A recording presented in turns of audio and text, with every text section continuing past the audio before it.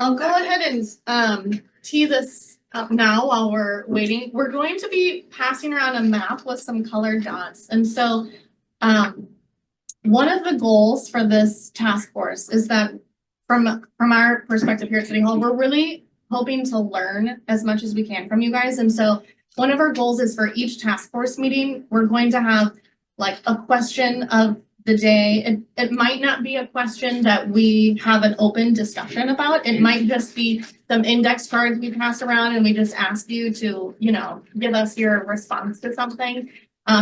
Think of it as just a data mining exercise. And this, for today, we're just starting easy in that we're gonna ask you to put a colored dot in the general vicinity of where either you live or you work, whatever your subject matter perspective is located in Webster Groves. And that will just help us ensure that in terms of the task force, we have representation of all areas of Webster Groves. And so this will just help us determine if there's any gaps or any areas where we don't have someone that's really familiar with this certain specific location of the community. And so then maybe we would reach out and try and find someone from there. So I'll just go ahead and get that going around the room. I know what he's thinking. He needs a big sticker. The whole You don't need to put your name. I'm still thinking about the Taj Mahal they're building in the fire department. We don't need exact addresses. You can use those showers. They've been in there for a long time. You can use those showers. What if you live in two places now? Whatever you say, but there's I know I stepped in a moment late. Did we do introductions? no, not yet. Okay. Not yet. I'm not. I was just telling everybody that for every task force meeting, we're going to have a question of the day, and it's really just for us to be able to gather information and learn from the task force. And today we're just starting with what area of Webster are you most familiar with, whether that's your place of employment or where you live. And it's also just to help us make sure we that we have appropriate representation on the task force and we're not missing a certain area. So That's great. thank you. Okay, and then we will go ahead and get started. And I see we have Paul Bars and also Jill Magruder that are joining us on Zoom. So thank you guys for joining us today. We'll go ahead. Yes, wonderful. Sorry, I couldn't make it in person this morning. I live in Tuxedo Park, kind of near Glen and Greeley, if you want to put a dot on there for me. Oh, perfect. Thanks, Paul. Thank you so much. Oh, I see a hand raised. Hi, Jill. Hey there, I just wanted to chime in because I don't have panelist view, if that matters. Not able to share my video or talk when needed. Okay, thank you for letting me know. Does anyone know how to fix that?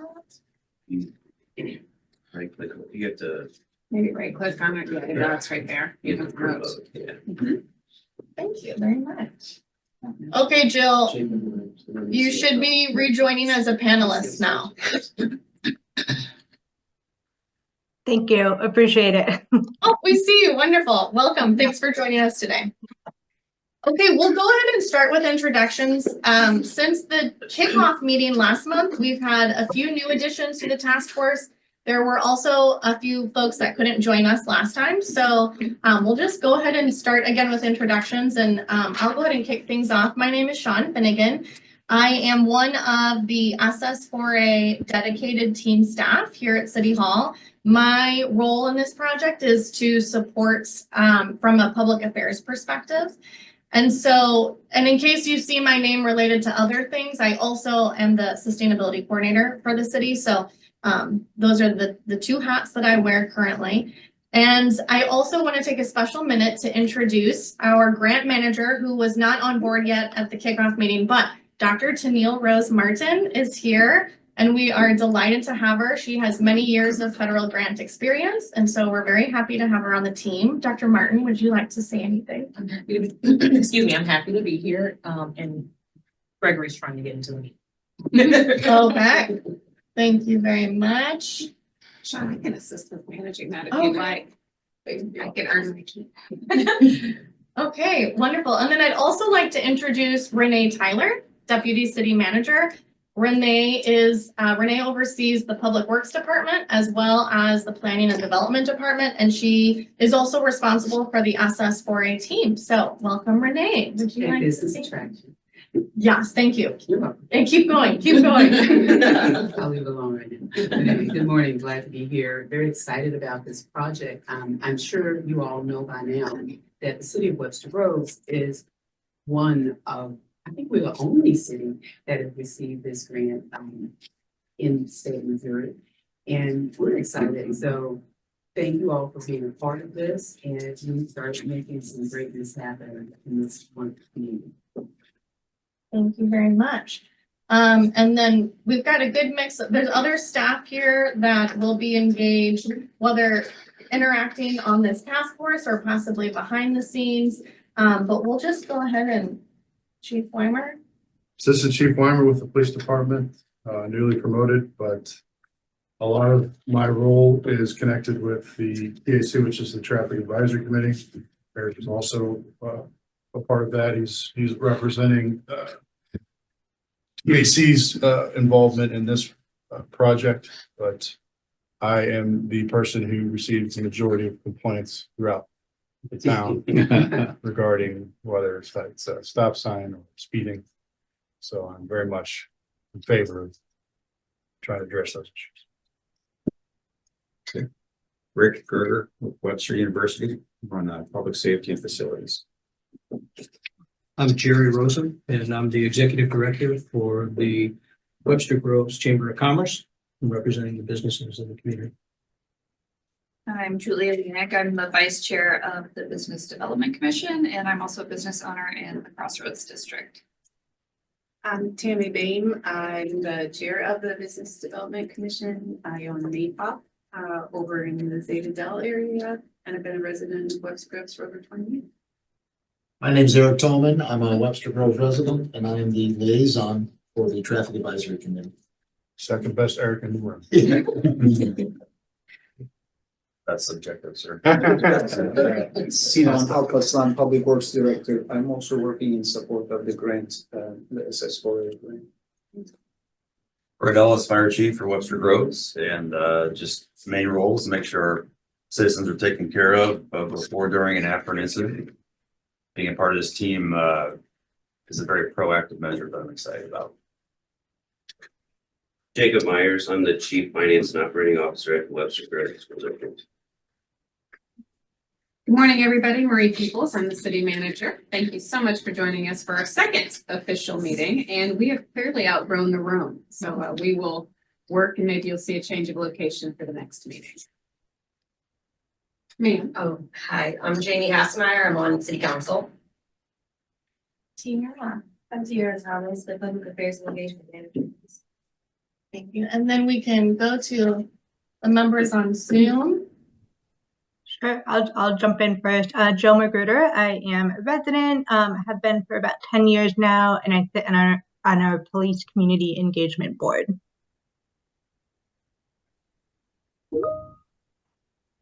Paul Bars. I'm liaison from the Sustainability Commission. So work with Sean. I'm a Webster resident, and I'm also a practicing attorney with Brian Cave. Wonderful. Thanks, Paul. And I think that's everyone. That's Gregory. Oh, Gregory. Right? He's not showing. He's logged in. Oh. I'm having issues. Clearly. Good morning, Mr. Donovan. Good morning. Thank you for joining us. You want to do a real quick introduction? Sure. For everyone in the room, I'm Gregory Donovan. I'm the fiscal planning and performance manager here for the city of Webster Groves, and I was sort of helping out with the budget side of things, and filing reimbursement requests, et cetera, with the Department of Transportation, for the grant. So happy to be a part of it. Okay, so we wanted to brief you all on a few things that we've been working on internally. And the first is we have a map to show you. And Dr. Peoples, if you wouldn't mind going to the Chrome. We should probably share my screen as well. Can you Yeah, sure can. Yeah. Right. Context, yes. Figures.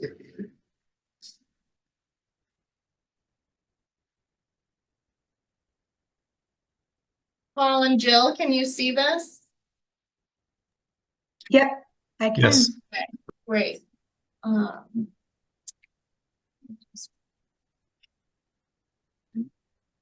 Sorry. Okay, so this is a GIS map that we have started putting together. This is a storyboard that has information on all of the demonstration projects. And this might be a good time to back up for those of you that are joining us for the first time.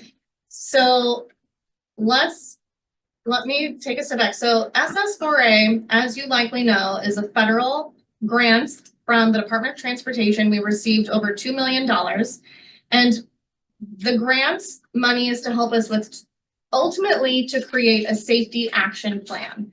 And to create the safety action plan, we received funding to implement 6 different demonstration projects.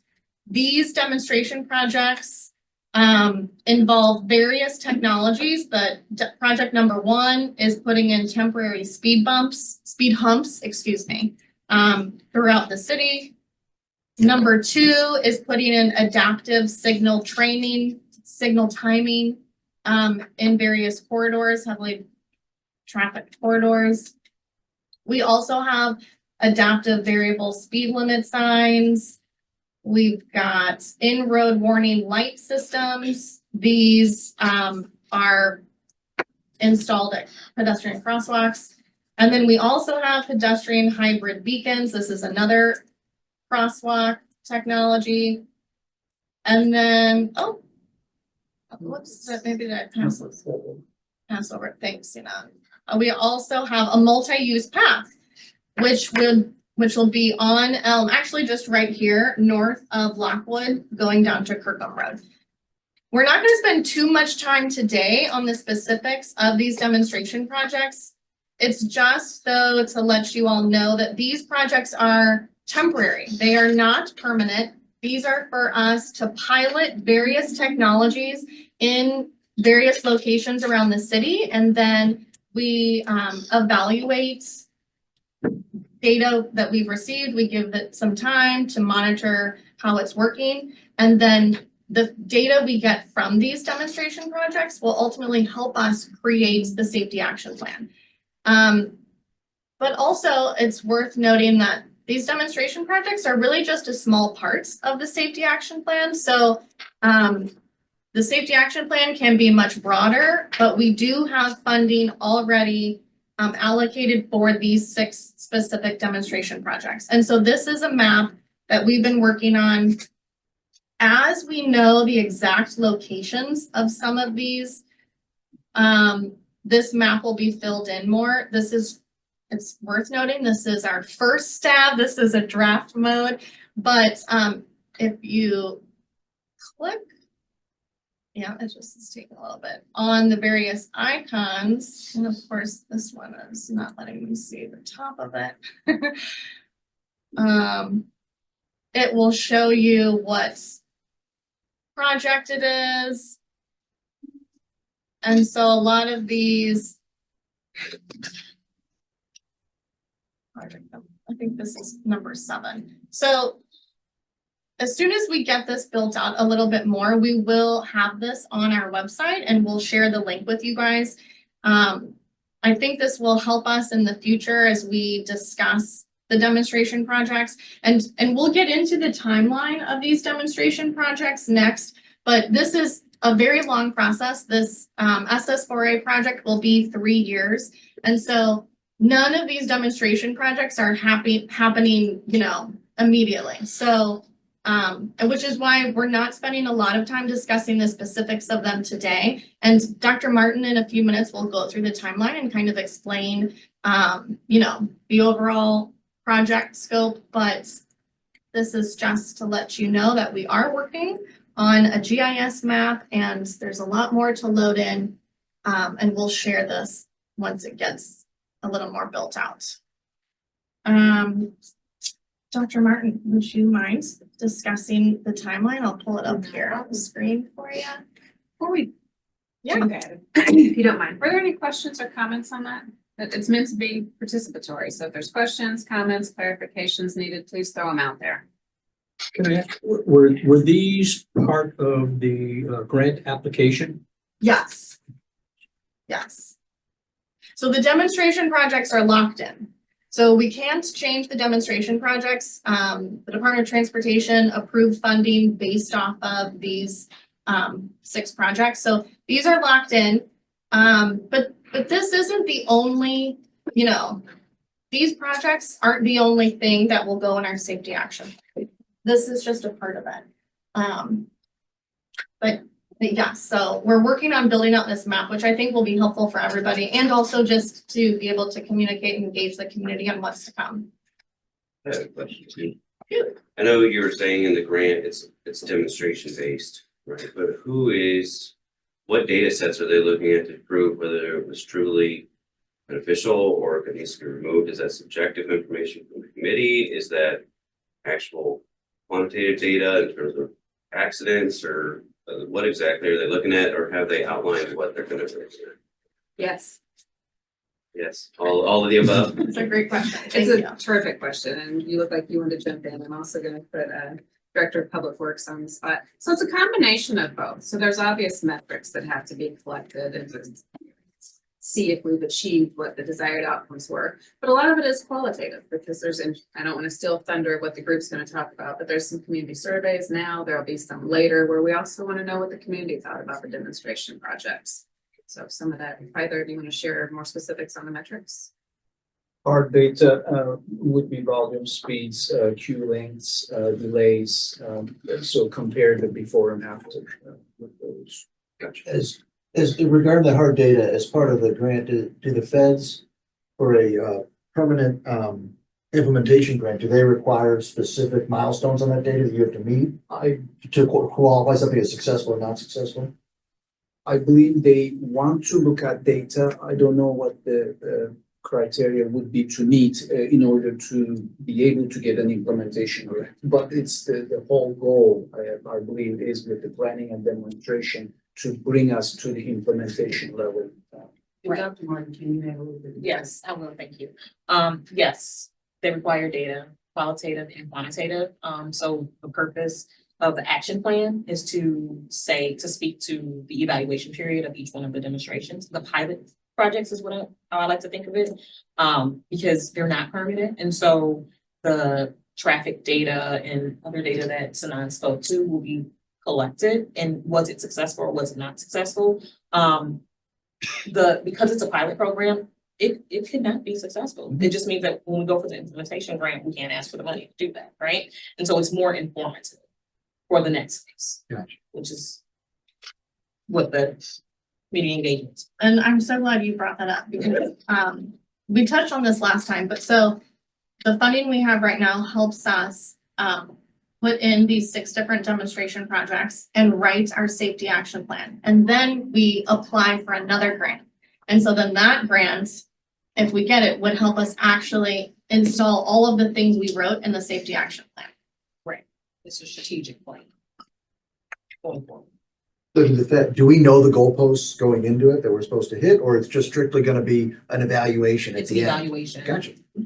It's an evaluation of those pilot projects, but also the reason that we engage the public and we talk to the police, the fire department, and public works is to see what in the community is to see what else will make Webster Groves safer. And so then the next phase, none of these may go to the next phase, they're permanent, or they may all, right? Depending on the outcomes, depending on does it work, does it not work? So this is a chance to lay out what Webster Groves wants. This reason it's really important that we get feedback and understand what citizens want. So I appreciate all of this discussion. It's great. And for those of you that are familiar with federal grants, they're typically incredibly prescriptive. You do have to meet the goalpost, whoever used that language. And so while we obviously have to show our evaluation and the quantitative and qualitative data, This grant is not as prescriptive. They're really community focused. Obviously, they want to see safety improvements, but we really get to help outline what does that mean for our community? Is walkability more important in our community? Is creating sidewalk or just whatever? Are those goals that we want to reach? So while the demonstration projects are locked in, as Sean said, we do have some fluidity to how we move next after we collect data. Hi, this is Paul. Just a quick question, just to see if I understand this. So setting aside the demonstration projects, let's say the community, there was a kind of a groundswell view that it would be wonderful to have a tunnel underneath 44 for kids to get from it to Hickson or back to the high school, and is there any room in the potential future federal funding for that kind of thing, which we don't do a demonstration project for? So that's an excellent question. I'm going to look a little bit to Assistant Chief Weimer. So I started to say the problem, and I don't want to say problem because we're here to find solutions. But as you know, there's so many roads that are, or as I assume the group knows, that are county roads, or perhaps they're highway and federal. And so we don't get to make all of those decisions. So in the next phases, we're also looking for some partnerships. The county is also doing a lot of road improvements right now. And I will give all credit. They are reaching out, they're asking for input. So there's a lot of different moving parts. And on some of those, we are the stakeholder in giving our inputs. And as those opportunities arise, we will bring that information to this group as well. So the answer is yes and no. There's some opportunities, but in some we're not the final sayer, if that makes any sense. No, that's helpful. Thank you. Sure. I don't know what I can answer. What are you saying? I mean, I know they're doing the project Crossroads on Big Bend, and that's a county project, but they are asking for feedback in that project, but I don't know how responsive to that feedback they will be. Yeah. But there's a balance between like enforcement and correction for existing problems, and the focus of the grant is reducing fatalities. And to be honest, in the community at large, we don't have a lot of vehicle fatalities that we're trying to reduce. So finding the data to prove what changes need to be made can be somewhat complex. Probably a public safety risk assessment, just knowing our call types from our data sets, is that because we are typically more of a walking community, especially with the infrastructure of the elementary schools, high school and junior high, middle school. The most critical time of day for us is drop off, pick up, for the auto ped. I mean, Hickson every day has near misses. And it's not the fault of anybody except you got 12-year-olds walking, looking at their phone with their ear pods in, whatever you call those things, earbuds, they get corrected all the time. And drivers doing the same. And drivers doing the same. So, people aren't paying attention to people.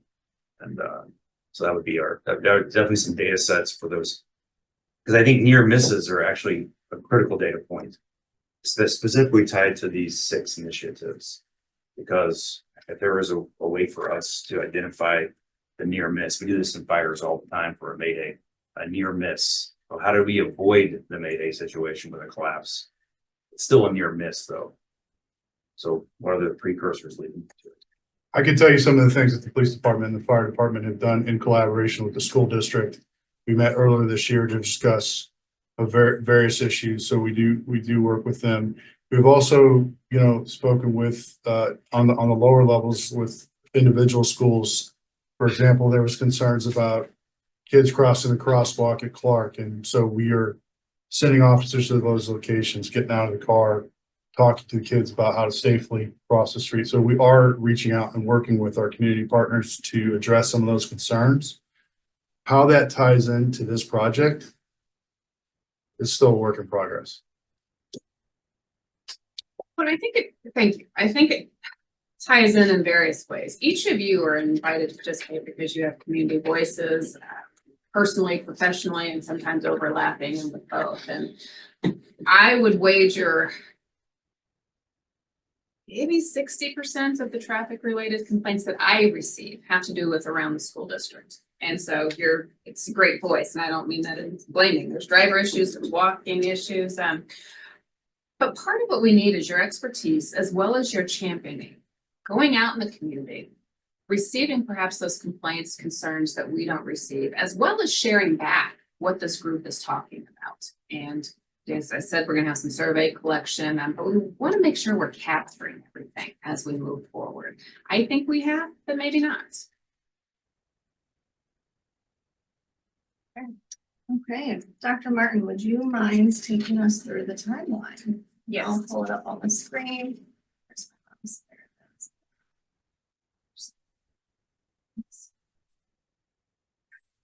it is. The mouse is giving these, mouse. It does that. Maybe stop sharing.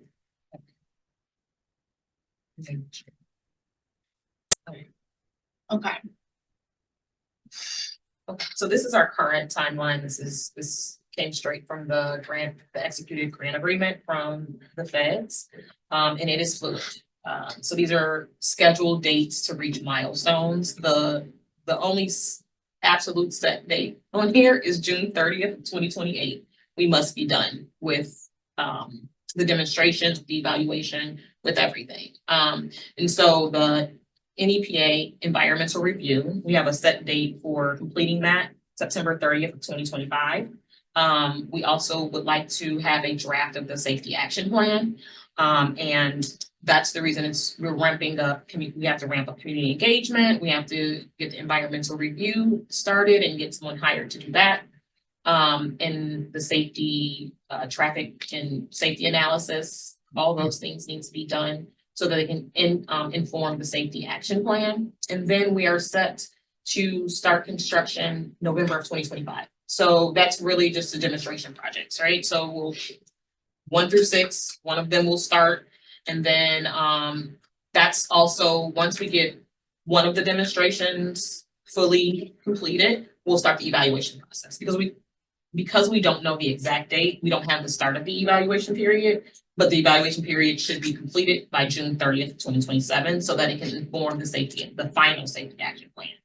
So what's not on here as well is that once the final safety action, once we have a draft public review, there's always a time for public comments, but absolutely the safety action, the final, the June 30th, 2027, it needs to go through all of the public hearing, it needs to go through the council and all those things so that it's adopted by December 31st, 2027. We need that in order to go for the implementation plan. Okay. Well, we need that solidified. We need a draft. Hopefully we'll go to the implementation grant in 2025 because 2026 is when they stop it. So, and then the final report to the DLT. Any questions on the timeline? It is not set in stone. We're hoping to hit some of these marks well before the scheduled dates. But these are like the absolute last dates that we've put out there just to stay on target.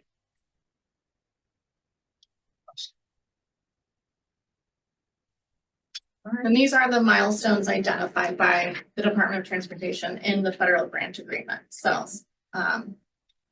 these are the big things.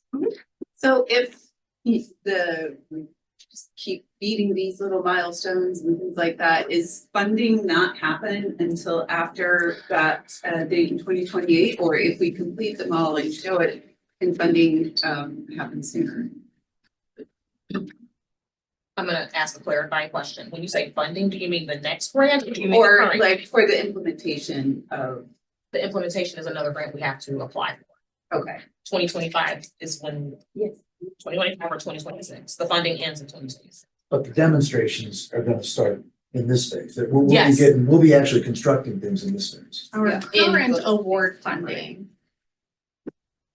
We get the current award funding as, like, I don't mean about the next grant, I mean about this current award grant. Mhm. How does, and when does the funding come in for the demonstration projects and? Once we get the environmental review completed, then we can go to the, is that what you were asking? Just kind of a, with the size of our community and the engagement and everything else, is that, we may be able to move faster than the federally set guidelines, and so I. So these are milestones, so absolutely, we would love to get the environmental review done by June. Right, that would be awesome. But we've set the deadline internally, but with the feds for September 30th. If we don't get the environmental review done by September 30th, it just pushes us back and we have to kind of catch up. They're still gonna fund us, but we don't get funding for construction until the environmental review is completed. So that's like the first phase, and then we go into the second phase. So we want to get that done. So point of clarification, just a simple guy. The $2 million is only earmarked for the demonstration. Yes. Okay. And writing the safety The action. safety action plan. Yes. If it's successful, then we So, are able to receive. so when you think Additional. successful, I think that what we consider successful is a robust safety action plan. That's a rigorous, robust safety action plan for where Webster Groves wants to go in the future. The demonstrations are pilots. Sure. If they work, great. If they don't work, we can't ask for, when we shouldn't ask for money to do them, to implement them permanently. But those are just, they're pilots. Okay. They're not, So my follow-up question. okay, Once we are successful, right? Right. We will be successful. Right. Do we know how much money it's going to take to roll this out and make it sustainable? We don't. So, and I want to reverse, I think what Dr. Martin is getting at, but failure is also a success because we can take the data from what we've learned. If a demonstration project fails, we can still write the action plan. That information is just as valuable. So please don't think it as great. The demonstration projects worked or, oh no, they didn't work. Doesn't matter. We're collecting data. We're going to have lessons learned from those. Part of our next phase of the grant, when we determine what it is we want to ask for in that next phase, we will have to put together cost proposals, dollar amounts for consultants, all of that sort of thing. So that will roll into the next phase. These are all great questions. Please keep asking. So you said the objective, you view our mission as a committee as having a robust safety action plan. So robust, does that mean a plan that results in implementation funding? Or how do you define, what do you mean by that? well, the reason for the safety action plan is zero accidents, right? That's the whole purpose of safe streets. So that's fatalities. So that is what a successful safety action plan. Once we identify what causes fatalities, how we can minimize them, as well as there's other pieces that the feds are looking for, right? There's a lot that plays into that. It's health, it's equity, all those types of things should play into the action plan. So it's just not like a check mark per se. Ask your question a different way. I want to make sure we're answering what you're. Well, I guess is part of our mission then to get to the point where you've got us sending a final report to DOT, which I assume is at the Federal Highway? Is it, and it, on June 30th, 2028. Would we say our mission is to come out of that plan with additional funding, or are we not even thinking that far ahead at this point? Oh, I see your question. So that report will close out this grant project that we're in right now. When we close it out, we should also be simultaneously preparing for that next grant phase. And that's the implementation grant? That is the implementation grant. So thank you. I appreciate you asking that different. Some of that we can't answer at this point in time because the next phase of the grants haven't been opened yet. So I can't tell you when we're going to be writing it, when we're going to be submitting it. So, but we're going to be preparing, and the dollars are there, but it's not like a rolling opportunity. So if we tried to like narrow down our goal, our target, we want to come up with a robust safety plan that's really demonstrating really good evidence of a reduction in fatality and traffic related fatalities. That's kind of our endpoint that we're all shooting for. Yes. Good. Absolutely. I'm going to say yes with a little bit more clarification because we are fortunate to not have fatalities.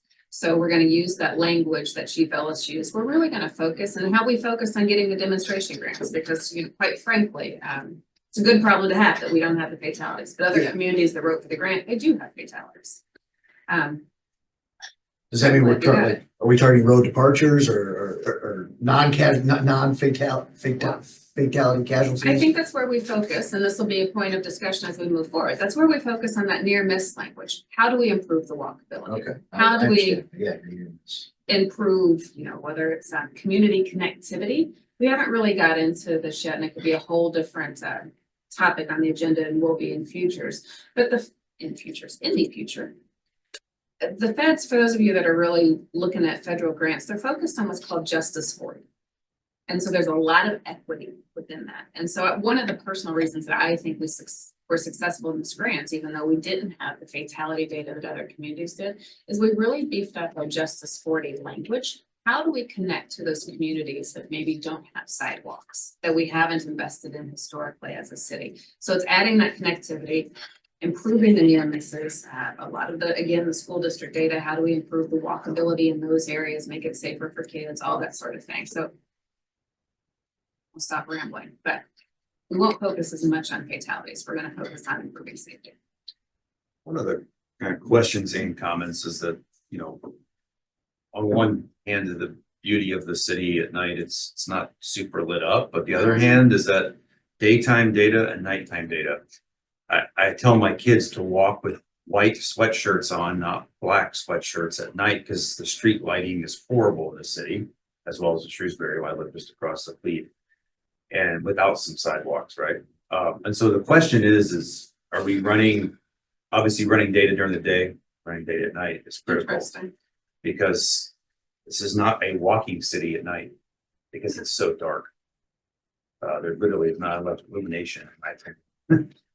And even to the point where when we pull down streets for fires at 1 o'clock in the morning, other than seeing the glow in the distance, finding addresses even at houses are difficult.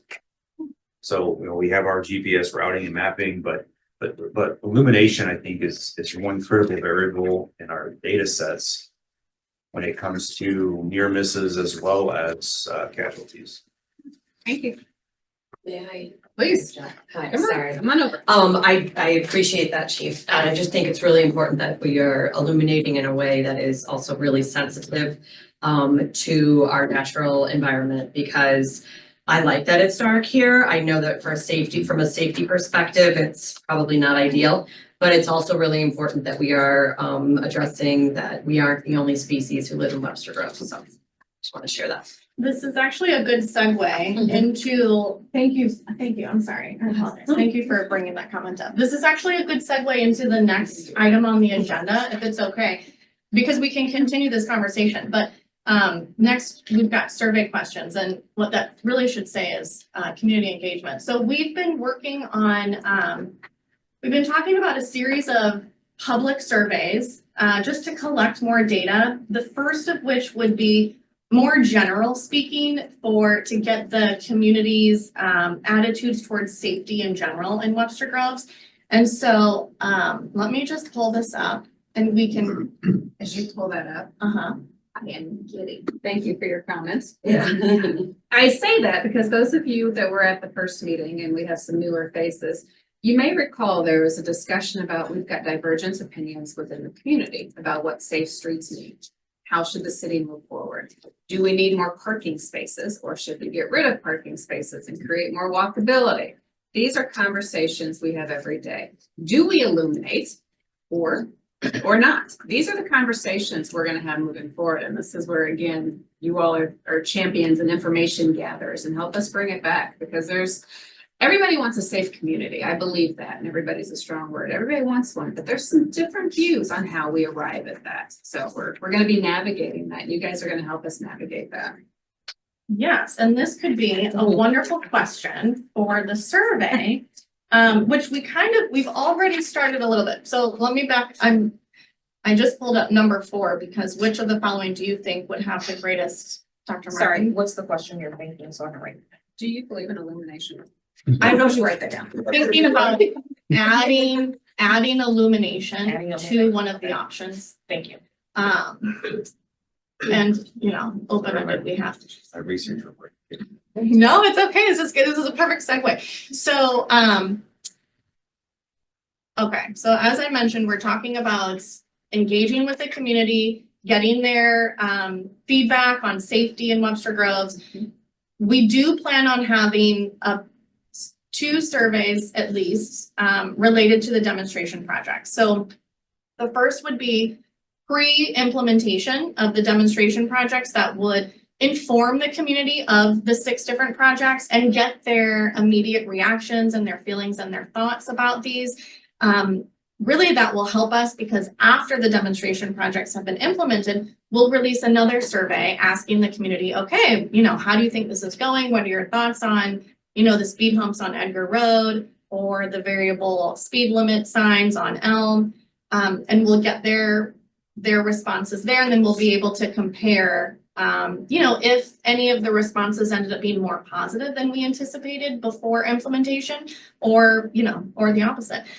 So those are certainly 2 surveys that we plan on doing. But then the one that I brought up today is before the demonstration projects. And this is just a general roadway safety assessment. We've got a little intro here on what SS4A is. And like I said, this is just to collect the community's broad attitudes towards safety to help us create our safety action plan. Sean, can I make a suggestion? Absolutely. Just to remain open-ended. I think it's important to gain perspective from a qualitative stance on how does the community define a safe city? And secondly, what are the attitudes of community members toward these 6 safety initiatives? So we know attitude drives performance at the end of the day and decision-making.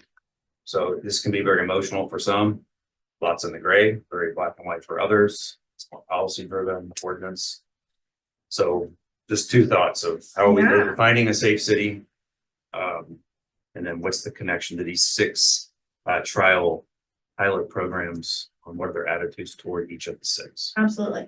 I think we'll save the getting it because the 6 demonstration projects, it's meaty. It's a lot to explain. Each one of those demonstration projects has various different locations. So once we get into this more and, once we get to the pre-demonstration survey, we'll bring it here and I would love to get your feedback.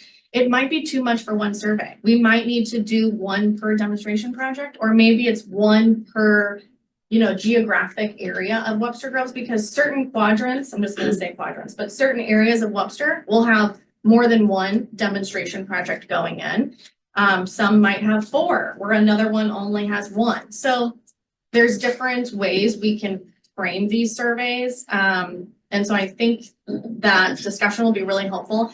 But today, we're not quite ready to talk about the demonstration surveys just because it's so robust. But I would love your input on what questions we should ask the community for their thoughts in general on safety in Webster Groves. What does safety look like to you? What does the safe community look like to you? I think that's fabulous. The questions we have, and this is draft, and we really started by just looking at some of the other communities that have received SS4A funding and what survey questions they've asked. Do you feel that roadway safety is important in Webster Groves? What are your transportation safety concerns? Select all that apply. So we've got speeding, not having enough bike lanes, broken or missing sidewalks, potholes, uneven pavements, challenging intersections. Illumination. Okay. That's a good place. To still care about our That's birds in number the 3. air. All right. Yeah. I think it can be done in a way that is, I'm looking for a laser light show every night. There are guidelines. There's responsible lighting ordinances that have been studied and implemented in other cities, even as close as Brentwood and Richmond, or Brentwood and Clayton, I think, have implemented responsible. So certainly, that would be a great question to add that. Thank you, Chief. Anything else for number 3 possibly that you guys, that's jumping out at you right now that?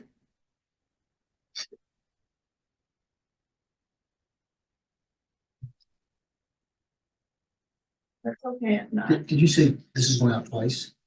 Well, this is just the first general safety survey. And it will likely be open, you know, it could be open for months. I'm not sure. I'm not sure how long it would be open, but you're thinking, I think, of the demonstration surveys. And so I mentioned we would do a pre-demonstration to educate the residents on the 6 different projects, and then a post. Understood. Yeah. And so this one's not related to the demonstration projects. This is just in general. Yes, Julia. Would it make sense to put parking? I was in that just number? thinking the same Oh. thing. Yeah. I just, Yeah, Because sometimes our you can't see communities are around. always like, Yeah, parking's for- crazy, it's so dangerous. because if there's not enough parking, you know, people are having to walk Right. or cross Placement the of parking street. And they're or- pulling yeah. out and, Or, yeah, you Unsafe can't see ways. around the corner. From my perspective, I Golf carts. put that as a perspective on that. And it depends on, I hear both sides of that. Like some people are for, some people are against. I think it'd be very similar to the light conversation. Because some people are not in favor of adding parking because they don't want to tear down trees and great parking lots. Well, yeah, and we might even be able to do a ranking feature for this question, or it's, you know, just select all that apply that are important to you. So, Paul, I'm sorry, did you have something? yeah, I just want to, I think it's, from my perspective, I know this is a really difficult challenge, but crossing 44, and I know there are various ways to do it, but that's such a challenge, I think, for pedestrians and cyclists, that sort of merits its own being called out as because I mean, I certainly, as a jogger and a cyclist, that's kind of how you have to plan your routes, is how you can get across the freeway. So to me, that's something that specifically is is my primary safety concern as a pedestrian and a cyclist in the city. Thank you for sharing that. Yeah, that's a good point. And I'm sure there's a lot of residents that share that concern with you. one other question. Should we be kind of catering these questions to the demonstration projects? Cause like none of the demonstration projects have to do with parking, right? I don't know that we do. I think that's a great question. But we're also collecting data for that next grant. What's important to community members? So the demonstration projects, as Sean said, will be real specific, but we also just want some general information. All data is good data. Tammy, did you have anything else? That may be good. I was gonna ask, Chief Weimer, did you mention golf carts? Oh, Did I hear golf carts? No. Protect. Maybe, yeah, I think that one in our conversation at our recent police community engagement board member, we were talking with Chief Estevez about kind of the top issues he was hearing in golf carts was one of the top, along with parking in the business district. So I think those are 2 good additions. Thank you, Jill. I was behind somebody, had their 2 kids, on the back bench with no buckle, and the kid dropped his backpack. Oh, At least it was a Wait, backpack. the kid chased after that? No, he stayed, but the backpack fell off, and I stopped and got out and gave it to him. Do we deliveries and, you know, like, products being brought in, things like that are sometimes a challenge in different areas as well. I don't know if that fits into any of these kinds of questions. I'm thinking of that one intersection in Old Webster where it's hard for people to get out, go around. At the last meeting, we talked about how deliveries would work, but I think that's an important part of the business district areas. I think to piggyback off of that, that can kind of go into parking, and it doesn't necessarily mean creating more parking or more, but maybe restriping things and making loading zones instead of, you know, it just being 2-hour parking in a certain area. Keep throwing out the feedback so we can keep thinking about how to tailor it. This is good discussion. Some of the conversations are overlapping with what the Traffic Advisory Commission is discussing. And they all fit, you know, there's a lot of overlap in between how we have these discussions, even with Sustainability Commission as we get into lighting and those sorts of things. So one of the fears with doing surveys, number one, is it's so hard to get people to fill them out, but we also don't want to make it so long that people look at it and say, nah. So please keep sharing the feedback. I just wanted to throw that out there as we continue to refine it. it's good to keep in mind. Number 4 goes into which of the following do you think would have the greatest impact on improving roadway safety?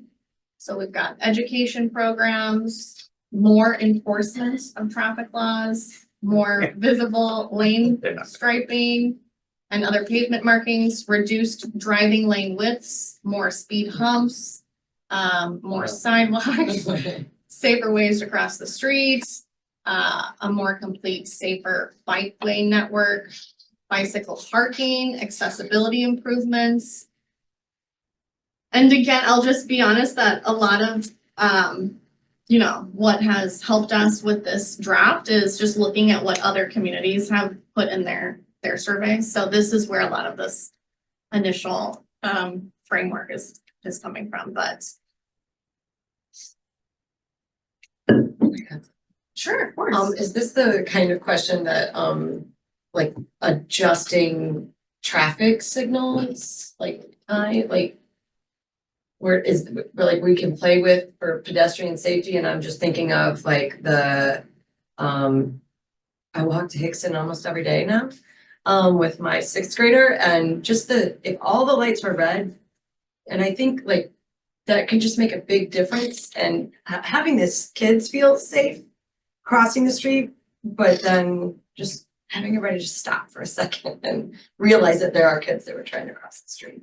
I don't know if that's signal timing. Yeah. I mean, I think you're gonna run into their safety and overflow because traffic backs up. I think you should speak to the fact that it's not, the school district has tried to, we've had this conversation. They've tried to employ those positions. They can't find people that want. Yeah, I just wanted to take up for you on this. because I Yeah, know and it's a- even on Lockwood, right, with Bristol, like we have a lot of staff that volunteer to go out and try to help kids crossing the street. But we've tried to employ and keep crossing guards, and it is a constant struggle because you're asking them to come in the morning and work for an hour and then leave all day and then come back and work for, I mean, we've had 2 crossing guards vacate their positions in the last week. So, and then once they find out it's a 2-hour position. So it's very hard to get actual manpower from the district perspective. Obviously, anything that we can do that's automated would be helpful because the actual manpower part of, you know, and then kids walkers are, especially in middle school, are gonna decide to walk. Mhm. You know, like we've done a lot to improve transportation efforts to get kids directly to their neighborhoods. But if kids are gonna walk, they're gonna walk across the street. Got a lot of issues going on. Staffing, which for those of you that are business owners in the city as well, it's hard to fill positions. It's hard to fill them consistently. And then there's what I'll call the socialization of being a safe walker, a safe bicyclist. And how do you get kiddos? Anybody that's a parent knows that, you know, you can say it 20 times, do this, and sometimes they just don't listen. Maybe that was just my kids, I don't know. But yeah, so there's a lot of, but I think I appreciate the discussion. That is also what goes into the education programs. What improvement can we do in education? Whose responsibility is it to do the education? Is that investing more in the school district so they can do more education? Is that the city needs to do more education? Is there some way that we coordinate with parent groups and other community groups so that they're the ones delivering the education? To university, what are those outlets? And we're not going to answer it all in one meeting, but these are the meaty discussions. yes, okay. And then just in the interest of time, I'm gonna kind of cruise through.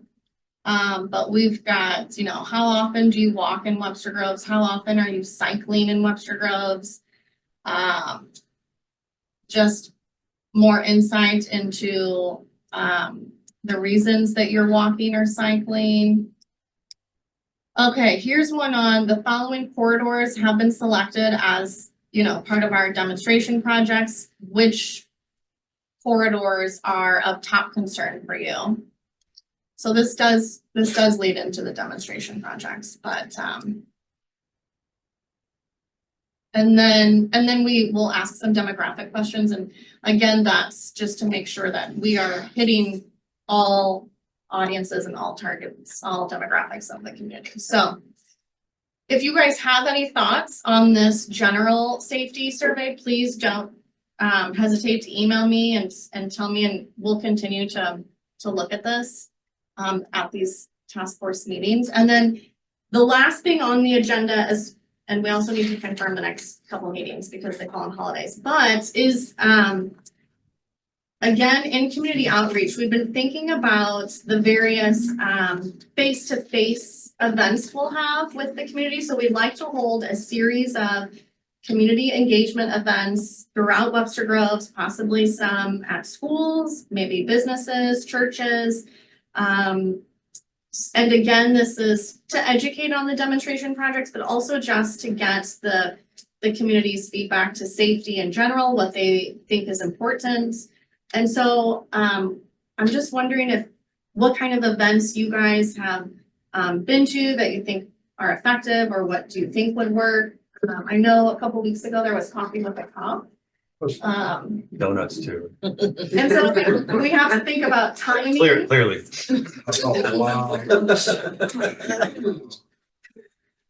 So listening sessions. Yes. Public Safety Day would be number one for us, in the spring. That's a great, we have a table set up with this information education. That's when police and fire partner, and we have a amazing event, our House One in the Bay, the police and fire just sharing what our jobs are about with our community. So that would be a easy platform for sure. For us. April-ish. Okay. Of April. Good to know. Before the weather's still beautiful. Okay, Tammy. I was trying to think of like when people that would be highly, engaged and interested, and it would already be together. Like at the schools, when they have blacktop ball or something where all the families are there together. Anyway, kids are playing, parents can just go over quickly, learn a little bit, give a little feedback, something like that. Also, the BDC throws business owner coffee hours. We've had the Green Dining Alliance there before. Those types of, it's easy to set up a table, hit people, make it the rounds. What do you know those? The next one is the last Wednesday in February. February and September? Yeah. Is when they normally are. But we're also doing happy hours. So like we want to introduce the idea at the happy hour, then the following month for we just scheduled January and February. So if we introduce it at the happy hour, then people would know to come and attend the coffee to give a little more in-depth feedback, learn a bit more about what's going on. We have a fabulous event on Saturday, December the 7th, right here, right? It's Santa's on the Loose, which is a 5K run walk. Traditionally, we've had around 500 attendees. So it's a fabulous opportunity right here to be able to, whether it's a card, a QR code, or a survey, whatever we want, but a great forum to be able to reach out to families. Thanks, Ray. What about like an article in the Webster Kirkwood Times? Maybe you're already planning on that, but an article in the Kirkwood Webster Times or some sort of just to get people, kind of make people aware of it through that too. Certainly. I think that's I think we will plan on doing that. I'm not sure the timing on that yet, but yeah, absolutely. Showing Webster on Wheels is May 4th. Thank you. I wrote down, wow. Yeah. Paul, what do you think about possibly having some sort of information up at Webster on Wheels? I mean, hey, Webster on Wheels, I think it's a great event. We haven't had great attendance the last couple of years, partly because of weather and maybe other things as well. But yeah, I mean, it's definitely a natural fit for this kind of outreach. Okay. Wonderful. As you think of other ideas, please let us know, contact anybody in the group, and they'll be ongoing throughout the project. It's not going to be a one and done. I know turkey round has 5,500 attendees. Christmas tree. Okay. And Mhm. Polar Express. So you have more people stationary. Oh, they're joking. Have some surround sound with our two railway systems and trains going by. It'll be kind of Special things. Yeah. Wonderful. I'm sorry. When's the birthday one? Does anybody have a date? So on Thanksgiving. Speaking of Thanksgiving, I think the next meeting is actually scheduled to be on Thanksgiving. So There's also the football game, which will have So for November, or we could push back to December, early December. What are you guys thinking for the next task force meeting? We had kind of before set it to coincide right after the DDC meeting, which we have on November 21st. And so Oh, the okay, three of so us and Jamie would be at that already. Perfect. I'm working on Thanksgiving, so I think we should just meet. Oh, you too? November 21st, 9:30, is that okay? All right. And then December, I can just be when your BDC's Oh, yeah. meeting in We don't December. meet. Oh, you're not, okay. And maybe that would be, yeah, Take Take a December off. recess. Yeah, yeah. restart in January. Okay, wonderful. Thank you everyone for coming. Is TSC gonna feel that way? Jill, thanks so much for calling in, guys. Thank you. Can we get a photo for the news letter? Oh. Oh, that's 9:30 on the 21st, is that what we just said? Yes, 9:30 on November. Humidity's low today, my hair's all right. We'll send out yeah, November 21st, we're sticking with same time? 9:30. Okay. Do you want us to look? Are we to look Is this busy? candid Really or- busy? Yeah. Are we just really making important decisions? decisions? I think we should, I know that's not one of the. Yeah. I don't know. I don't know. I don't know. Do you know when the Christmas tree lighting? Not off the top of my head. Okay, well. You wanna have like a whole arms like this? If you wanna lose in front of everyone. I'm a lefty. I said. Please, fire, I need you to now. Herding cats. It's okay. This is not my good side. I've seen it, it's on the golf course. Yeah.